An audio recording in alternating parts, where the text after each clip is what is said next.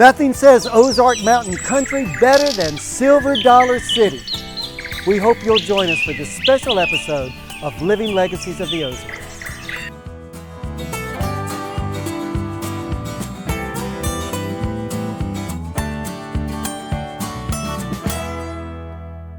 Welcome to Living Legacies of the Ozarks. My name is Hayden Head, and I'm in a special place with a very special guest, Mr. Jack Herschend. Thank you, Hayden. Thank you, Jack. I so appreciate your being here. I'm looking forward to our conversation. And what you represent, I'm so excited about. I love legacy. Well, I know you do, and that's why I'm excited about engaging you in it, because you can tell me more about the history of it and the purpose of it and the mission, because you've been there from ground zero. And besides that, old men love to tell stories. Well, I love to hear stories, so that makes two of us. Well, it'll be good to learn. But I got more that I need to say about you. Jack was the president and CEO of Herschend Family Entertainment, along with his brother Pete, who was the chief marketing officer for the company's first 50 years. And his intensity and deep caring for people shaped the company culture, which in turn continues to shape the culture of Ozark Mountain Country today. Jack attended Northwestern University and served as a lieutenant in the Marine Corps before returning home to focus on the family business, and focus he did. He also has a deep passion for personal service and giving, and has served on the board of several Christian ministries, including Lives Under Construction Boys Ranch, Kids Across America, and the National Institute of Marriage, as well as Elevate Branson. In 1992, Jack founded Gift of Green, and that organization has planted nearly 200,000 trees to counter the deforestation of the Ozarks. Jack and his wife Sherry, whom he met at Silver Dollar City, have been married since 1954. They live in Branson with their children, their grandchildren, and their great-grandchildren. On a personal note, a more personal note, this program, Living Legacies of the Ozarks, is a direct result of the Ozark Mountain Legacy Initiative. And the Ozark Mountain Legacy owes its existence, you guessed it, to Jack Herschend. He also contributed to the mission statement of the Ozark Mountain Legacy Initiative. I don't think anyone has thought more, planned more, and most importantly, done more to preserve and promote the legacy of Ozark Mountain Country than Jack Herschend. Jack, thank you so much for being with me today. Hayden, thank you. And I really appreciate the opportunity to straighten you out, because some of what you said was true, but part of it was not. I went to a city council meeting in Branson years ago, and there was a young man about 30 years old carrying a Bible. And I thought, how unusual. I don't think I've ever seen anybody come to a city council meeting with a Bible. So after the meeting, I introduced myself and got to meet Jory Rolfe. And Jory really is the brains behind and the father of legacy. What Jory told me that night was that he and his wife Tess had discovered Branson, wanted to raise their children here, and he was concerned that there were values here that made them want to be here, but they were at risk. And he wanted some way to defend the values that he found here. So Jory was the one who got 356 people together, not me. Okay. And he just asked questions like, what do you find valuable here? If you had to move away, what would you miss? And people became passionate about telling their story of why they live in the Ozarks. And out of that came the legacy. And Jory and Tess really are the heart behind legacy. You know, I'm so glad that you told me that, because I really didn't know that. You're right. I had a misunderstanding. So That's why we want to do this. That's right. We're going to get everything. We're going to get the story told. So when Jory talked to you, I mean, I understand about the values, and it's kind of in the air. You know, it's in the culture that we face, but something about that conversation certainly resonated with you, and you must have shared a lot of those concerns that Jory had at the time. Is there anything specifically, Jack, from that conversation that you can point to? Was it the general idea, but that really grabbed your imagination and your support? We talked about how few communities really are blessed by having put their culture to print, to writing. It's in stories, but it's not where you can feel it and touch it and teach it. So here at Silver Dollar City, we have a culture really built on 1 Corinthians 13. And we talk about you don't have to be a believer, but as to be a member here, you have to buy into the idea that we're going to be patient and we're going to be kind, we're going to be forgiving, we're going to practice Christian principles, even though you're not a believer. And Jory heard that and said, that's the kind of thing we need to capture in writing about legacy of Ozark Mountain Country. So he took that, ran with it, and we should be very, very grateful to Jory and Tess for the work they did. It's so good. It's so great to know that. You're right, because stories will preserve a culture, for good or for ill, but I mean, that's part of who we are. But you're right, unless it's sort of written down, acknowledged. Gets lost. Right, it gets lost. And then having so many people speak into it, then means that the community buys into it, that this is something that we shared. Tremendous initial buy-in. People here love Branson. Yeah. They want to keep it what it's been. They don't want it to be lost. And yeah, that's a great legacy in itself. That's right. When your family came to Ozark Mountain Country, what was it that drew them here? And what do you see? And maybe this question, you know, we had to work through it a couple of times. But what was it about the culture then that you see in the culture now, and that you would like to see in the culture 100 years from now? It's a great question. I think the reason they came and the reason they fell in love are two different things.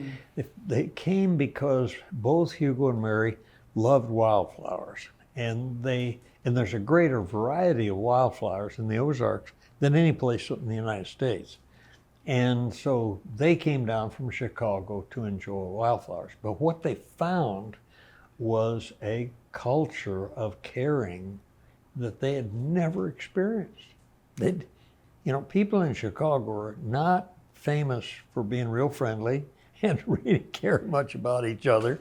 And they were, and shock would be maybe the wrong word, but they were just so taken with how people cared about each other, genuinely cared about each other.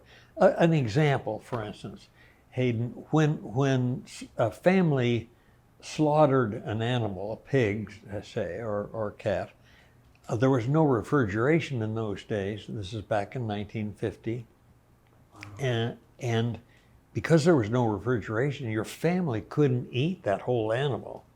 So you would cut up a side of beef or pork, and you would go to the poorest family in the community and put that piece of meat on a fence post and drive away. Now, the reason they did that, instead of bringing it up to the door, they wanted to save face for the family. They did not want the family to feel that they were somehow less than, poorer than, less successful than, etc. So the meat was just put there because they genuinely cared. And they cared not only about the stomach, they cared about the heart too. What a great story. What a great thing to keep. Along those same lines, I mean, what people pine for, and they did then, they do now, is the sense of family, which is so many people don't get to enjoy. and the sense of community. They want to feel like their neighbors care about them. And yet, I think people, particularly in the wake of COVID, they feel more isolated from each other than they ever have. How can we as a community, how can Legacy continue to preserve those kind of fundamental institutions? Let me step back to, I took a hike today up on Dewey Bald. Mm-hmm. And there's a little copper plaque about 12 inches square, and it's set off in the woods where if you don't know it's there, you wouldn't find it. But it says, in this world, there are but few extraordinary people. These were such people. And then it goes on to say, we'll measure our success in life by comparing ourselves with the love and the caring of these special people. Neat to say. The reason I share it is that the history of what is so precious here goes way back. We're back to pre-Shepherd of the Hills time, and they were just extraordinary people that genuinely cared about each other. And so what I see as valuable is, number one, I see people caring in the same way today that they did then, and all they need is a vehicle to say, that's what I believe is important, and that's the value of Legacy. Mm-hmm. Well, and I have to tell you, and anybody would, you know this, when people talk about Branson, in the same breath, it's going to be Silver Dollar City and Branson Bell and everything else that your family has contributed so much to. But I know from back in the 70s coming in, and you walk into Silver Dollar City and you feel that kindness, and you feel that, well, two of the themes of Legacy are hope and hospitality. And everybody that comes to Silver Dollar City feels that. And I think that it does speak to their desire for a community because they feel the community of Silver Dollar City, but I think it also speaks to their desire for faith. I think it makes, as you said, not everybody has to be a believer to work here, presumably to come here, but it provides an open door. It makes the door look beautiful. You say it well, and faith has been a very, very important part of our story. Joe White is, to me, though he's just a youngster, 77 years old, he is the story of that faith, and nobody really knows this story. Joe and his wife, Debbie Jo, came to Branson, and Sherry and I had a youth group going, and they asked if they could be our helpers. And we said, we'd love to. In about 3 weeks, we said, wait a minute, we got this wrong. We need to be your helpers. And Joe and Debbie Jo were just Pied Pipers for young people. And they would have, in those days, like 300 kids come to a special event.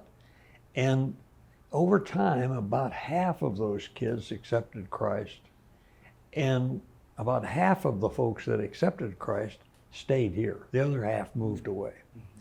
But when you do that year after year after year after year, a large group of young people, people of faith, have prospered here and have stayed here. And so when I think about hope, it's those folks, the young people and not so young people, that have a strong faith and a strong love for this part of the country. And all we need is to point them to some one thing to give them the opportunity to fall in love with hope and hospitality and what that really means. Because they have the passion, they have the drive and the desire. It's talking to John Baltus about the Legacy Initiative, and he said something that reminds me of what you were saying, is that the roots go down deep, and then the fruits of these trees are just, they're bearing fruit all the time. Beautiful word picture. Yeah. Thank you so much. Hey, thank you for joining us at Living Legacies. We're going to be right back in just a minute.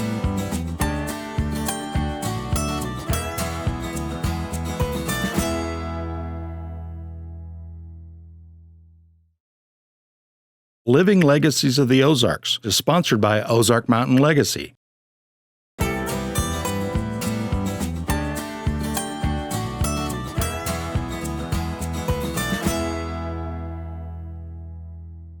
Welcome back to Living Legacies of the Ozarks. So happy to be here with Jack Herschend. We're reminiscing, telling stories. And in fact, Jack, I was hoping that you might be able to take us back to some of the early stories of Silver Dollar City, or wherever you would like to go, and just tell us those. Well, it's been a privilege to live here and experience wonderful human relation stories. And one that comes to my mind is a fellow named Will Stanley. And Will worked for an asphalt paving company all his life, for 40 years, and retired, and his number one job that he wanted to do more than anything was sweep streets at Silver Dollar City. Nice. So 6'6", thin as a rail, swept streets, but he also did other things on the sly. One day I was walking the park, and there was Will on his knees in front of a child in a wheelchair. And he was talking to this child, probably 4 years old, and he handed her something. I didn't know what it was. And then the family went off, all smiles. And I said, Will, what happened there?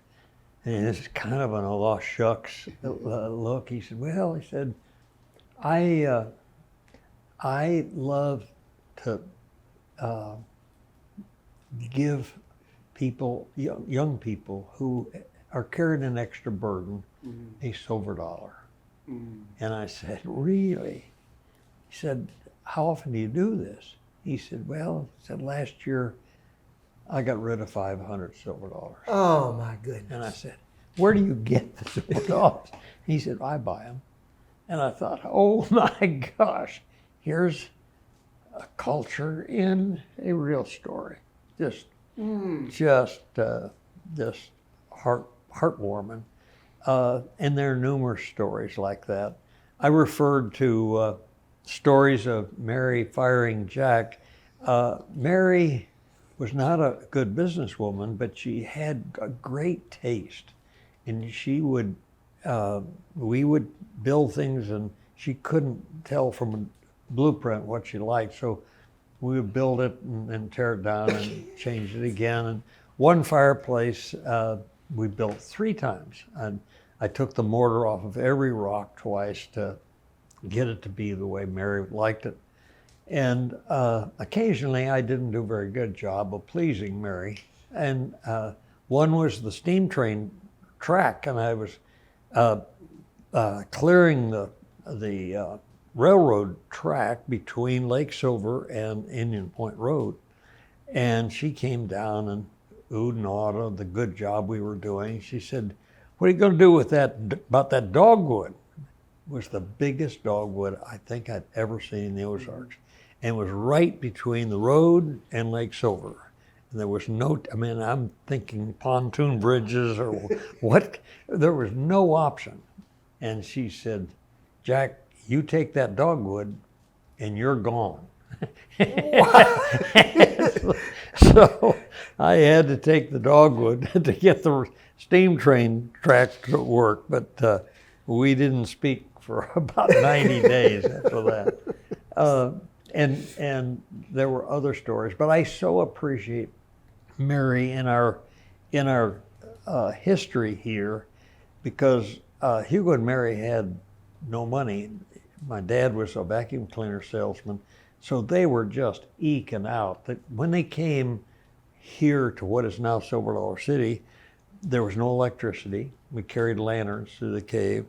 There was no running water. We hauled water 8 miles from Reed Springs. Unbelievable. There was no telephone for the first 9 years we were here. When we got one, it was a 13-party line, so you might well not have used it, had it. And there was a path to the facilities. They were just out in the woods. I'm so glad I got a chance to be here at that time, not only because I appreciated everything more, because Right. I lived for a while without it, but because I got to see the ingenuity of the people who lived here. It was just amazing, and how they cared for one another, how they took care of one another. The story of the side of beef or pork being an example. So really, really blessed to have grown up here. Wow. I was 17 when Pete was 15 when we came to the Ozarks. Now, this may not be one of your favorite stories, but this is certainly a dramatic story that when I heard it, actually it was from you because it was in the movie, but it had to do with laying the track and the cars, the rail cars coming from the mouth of the cave. You're right. That's not my right. but it is dramatic. When Sherry and I came back from the Marine Corps in 1956, it was evident that Marble Cave could never succeed in the way that we asked people to tour the cave, because they went down 500 vertical feet to the waterfall, 50 stories, and then turn around and climb back out again. Well, that eliminates people of age, people that have small kids. Right. Lots of people can't do that. So there were 4 employees at that time. We all got together over lunch and said, what do we do about this? And thus the concept of putting in a cable train and digging a new entrance to the cave was born. And we dug a 238-foot long tunnel ourselves, didn't hire anybody at all. We just did it everything. And built 3 cable train cars. And 6 weeks before we were to open, I wanted to lower the cars into the tunnel to see that we had enough space between the rock walls and the cars. And you don't take any more rock than what you absolutely have to, because it's hard work. And so I got on the train and asked Lester Vining to lower me down. And when he started the train, it threw off some cable, and so it had a little slack. And because I didn't have enough money, I had tied 2 cables together, not very well. And right at the entrance of this tunnel, that's on a 2-to-1 slope, 238 feet long, I realized I don't have a cable on the end of the car. So I rode the cars to the bottom. An engineer friend estimated that I was going 68 miles an hour when I hit a solid rock wall. Oh, no. And one of the things that I remember that was special to me about the story is he said it took you 3.8 seconds to get from the top to the bottom. And he said, what'd you think about? And I said, well, the first thing I thought about is, this is a bummer. I now know what it's like just before I die. And then I thought, gosh, Sherry has 1 child and she's pregnant with a 2nd child, and I should do something to try to live. And I thought I'd jump out of the car just before it hit. Now, that I'll hit the rock wall and fall back, and the cars will run over me. That won't work. And so I got on my knees and I grabbed a seat, a welded seat in both arms, and bent my arms so that when I hit, this is the first action. And I think that probably saved me, but I had need of 58 stitches in my head. I'd crushed 3 discs in my back, and I had an ankle that was broken in 5 places. Holy cow. The doctor said, "You'll never walk again." So I was very fortunate to have lived through a very unsmart thing that a young 20-something year old thought was needed to be done. I don't think I remembered all the details of that story. I don't know if I would have asked. You probably didn't need all of it. No. I just remember it being such a gripping story, literally, in the fact that within those few seconds you were able to. In 3.8 seconds, it just amazed me how our brains are so efficient that I could think of all those things in 3.8 seconds. It's amazing. I tell you something else that came up when you were telling the story, and the idea of tunneling, did you say 238 feet through Ozark limestone and red clay? And anybody that's even tried to farm around here knows how hard and difficult the soil is. And you were talking about hard work. Of course, I've taught at an institution that values that, hard work. For sure. But that's part of the legacy too. I think that people say look at Silver Dollar City, or they'll look at Branson or Whitewater, and they see it that it's become established. But back behind that was a lot of hard work. A lot of hard work. A total of 4. I was one of the 4 that built phase 1 of Silver Dollar City, from the blacksmith shop through the McAfee homestead. Just 4 of us. And we worked 7 days a week for almost a year.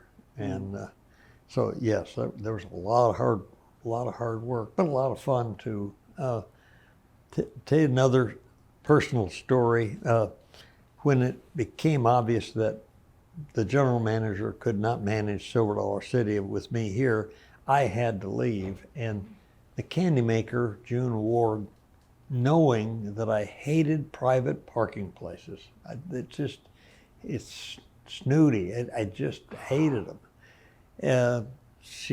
When I was ready to leave, she said, "Jack, you have a private parking place." And I said, "June, you know I hate private." She said, "Now you have to find it." And it was in the last parking lot, in the last row of the last parking lot. You could not find a place to park your car further away from Silver Dollar City than my private parking place. So people were hard workers, but they had a wonderful sense of humor, and they cared about each other. Just wonderful legacy. That is what I was about to say. I mean, that is the living legacy. That's what, all those things make a place and a community and a city very attractive to people. All right. Thank you. We'll be right back in a minute for some more conversation with Jack Herschend.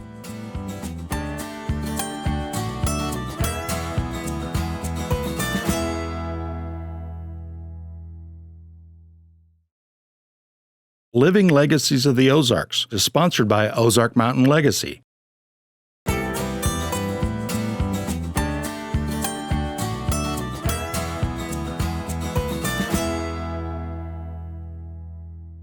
Welcome back to Living Legacies of the Ozarks. We're here in the Wilderness Church, as I had said before. And Jack, I was wondering if you could tell us a little bit about the history of the Wilderness Church and maybe some stories that are associated with it. Well, thank you. This is a very special place to me and for many of our folks in the Silver Dollar City family. My dad read about the Wilderness Church Schoolhouse in a 1945 National Geographic magazine. And he was fascinated. And in 1952, one day he said, "Jack, I'd like to go see if we could find that old church down on Bear Creek." So we went down, and 4 men were sawing the logs up for firewood. 4 logs were already loaded in the truck. And we'd been 1 day later, there had been no Wilderness Church.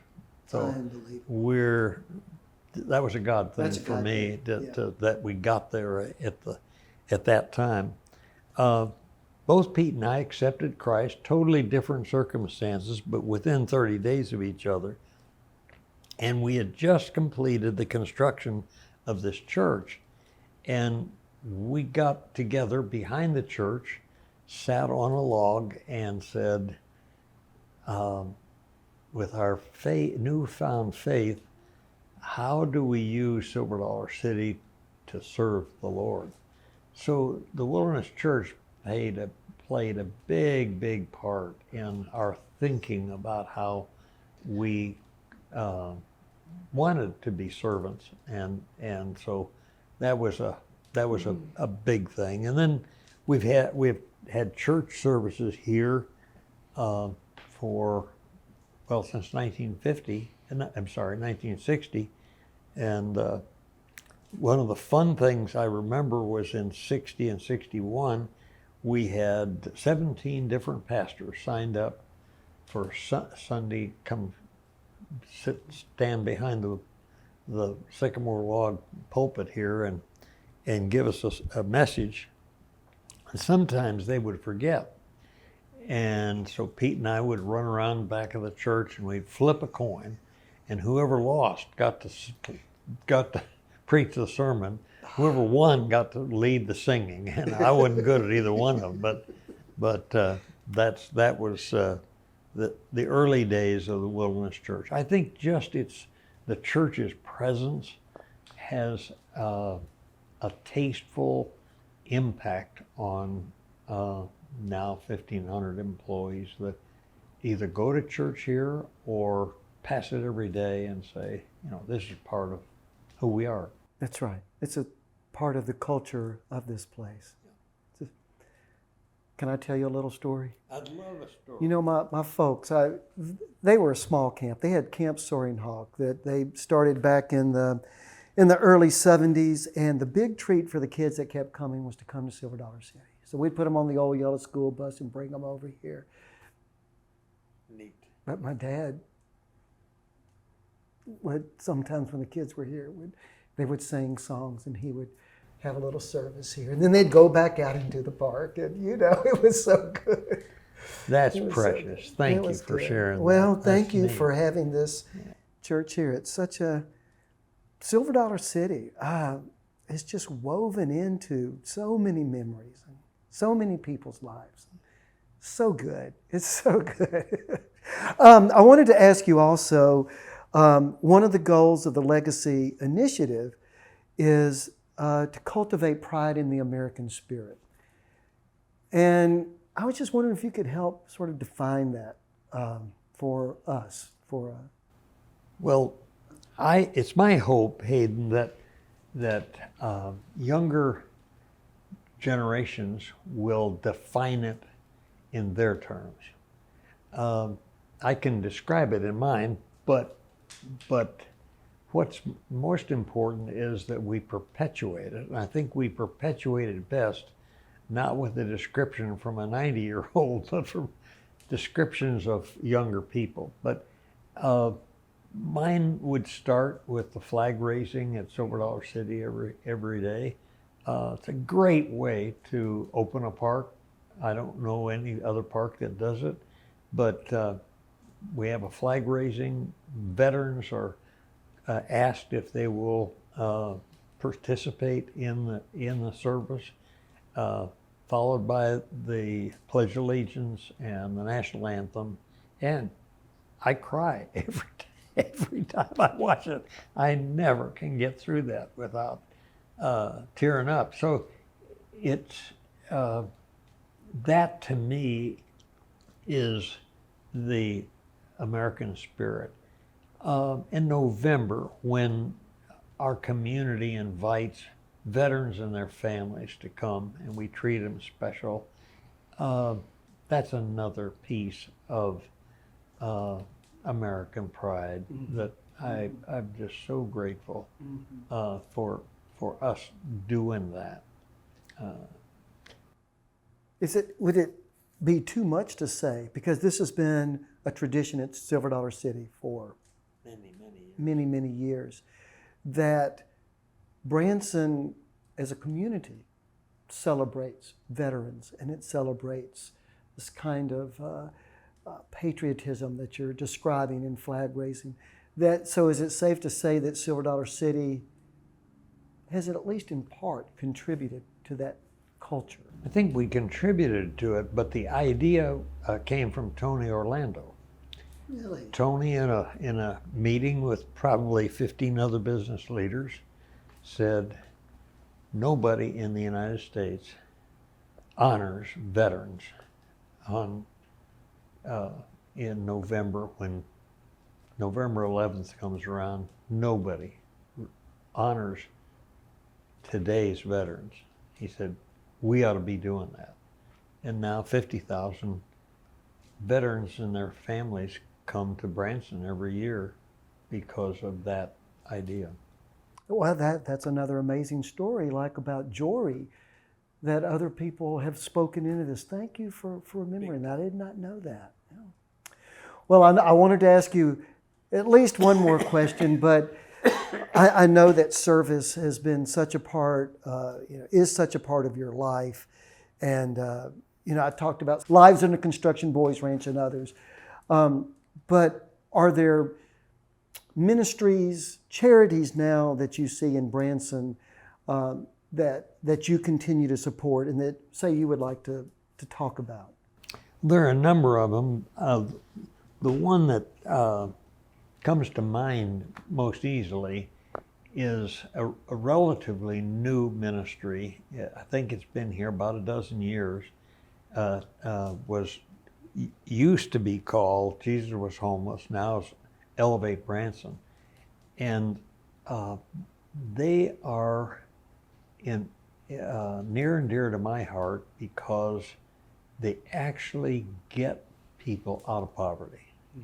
And as I've thought about it, we have lots of well-intended ministries and churches in our community that serve the poor, and I'm not putting that down, but they serve, they empower rather than enable, or enable and rather than empower. So Elevate empowers people to get out of poverty, and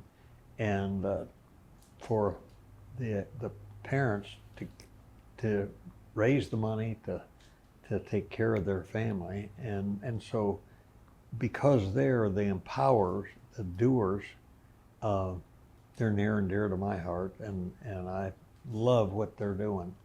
They have an amazing outreach, and you're right. For example, their Elevate Work program, which, like their whole ministry, talk about hope and hospitality. They just live that out every day to anyone who needs help or comes in, and then teaches them soft skills, and all that they do. And when they say, what are the root problems of poverty? They're affordable housing, transportation, childcare, and a good job. And Elevate is the only ministry that addresses all four of those basic things that really are at the heart of poverty in our Ozark Mountains. Well, you know how much they, as a ministry, and we as a community appreciate all that you do and Bradley does, and it's a wonderful outreach. Well, and we appreciate the community. I cannot imagine, Hayden, a community that would have been more supportive of what we've done than here in Ozark Mountain Country. No, I can't imagine us having the support that we've enjoyed here. To hear you tell your stories going all the way back, you can feel the relationship and the reciprocal love and care that everyone's had for each other. It's so inspiring. Thank you for all you do with Legacy. Thank you for your time today. I really appreciate it. God bless you. God bless you. Thank you, Jack, so much. And thank you for joining us at Living Legacies of the Ozarks. We hope you have a good day.